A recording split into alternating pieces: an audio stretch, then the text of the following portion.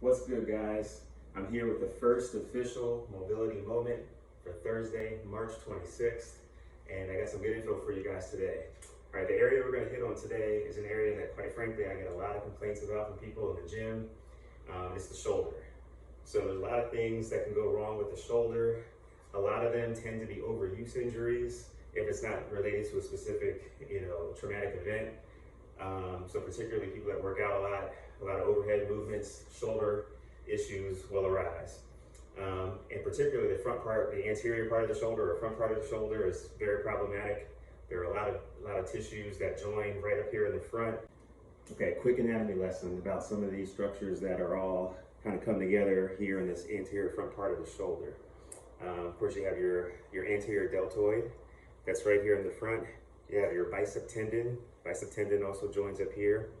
One of your rotator cuff muscles, the supraspinatus, the tendon for that hooks right around this bone here called the acromion. And then even though we think of the pectoral muscle as a chest muscle, and it is, it also has a direct impact on your shoulder performance because the tendon for the pec major, actually comes right up here and attaches to the upper arm bone, the humerus. Okay, so if it's tight, it's going to tend to roll your shoulders forward here. Okay, so again, thus limiting your range of motion in that area. So let's talk about some of the reasons why the shoulder gets pulled forward in this rounded position, this anterior position. Well, quite frankly, we do a lot of things with our hands on an everyday basis, right? When we drive, hands are here on the steering wheel for the most part, shoulders are forward. Those of us that are still working and have desk jobs, or those of us that are now working from home a little bit more, using a computer all the time or a laptop, constantly here in this position here, typing on a keyboard, shoulders are forward. What's the other thing that we all do, whether we're working now or not? And unfortunately, we're going to be spending a lot more time doing, since we're all going to be, for the most part, quarantined in our homes. We're here on our phones texting, right? So again, shoulders are forward. So there are a lot of things that we do on a real world, everyday basis that cause these shoulders to be in this forward position. How does this affect us in the gym? Well, if you're forward here, and you're trying to do an overhead movement, for instance, it's going to be hard to get those shoulders opened up all the way if that pec tendon is pulling you forward. All right. Also, if you're hanging from a bar, again, it's going to be hard to open up and get that head through the window if you're tight here in this pec tendon or in this anterior shoulder region.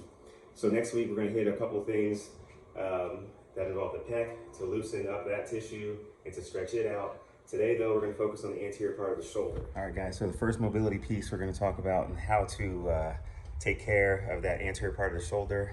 We're going to use a very well-known tool in the CrossFit world, mobility world, the lacrosse ball. So if you don't have a lacrosse ball, you can use a tennis ball, a baseball sometimes works well, but something that's going to be hard and not to press very much as you put pressure on this in the shoulder. So all you need is the ball on the wall, all right? You won't be doing wall balls though, but your ball on the wall, okay? And then you're gonna just let your body weight push down into the tissue here. So I'm just letting that lacrosse ball do what it does. It's rolling across all those tendons, all those structures that we talked about earlier that all come together in that one area and they get matted down. So this is to loosen them up.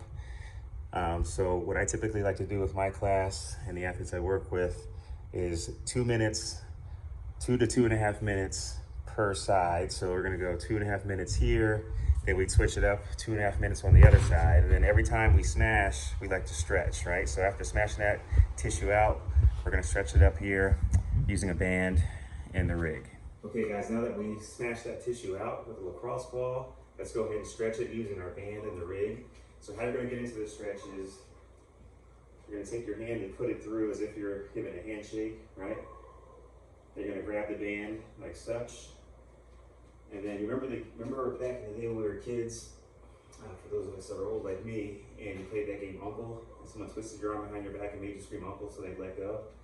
That's what you're gonna do with this band. Now for some people, getting in this position is all the tension you're gonna need, okay? You hang out here, take that free hand, place it and gently pull the head down the opposite direction, giving a good stretch here to the trap. The band is already going to give you a good stretch here in the anterior part of your shoulder, okay? For those that need a little bit more, if this is not enough, slowly and gently walk yourself forward and give yourself a little bit more tension here in the shoulder, okay? yourself up, take that tension off the band, and then you've successfully stretched out this anterior part of the shoulder, okay? Be careful with this, it's a pretty aggressive stretch. If you need a lower height, please find a bar or something that you can attach the band to securely that's at a lower height, because the higher the band is, higher the band attachment is, the more aggressive the stretch is gonna be, okay? So be careful with this, listen to your body. As always, all right, I'll see you next week. Stay mobile.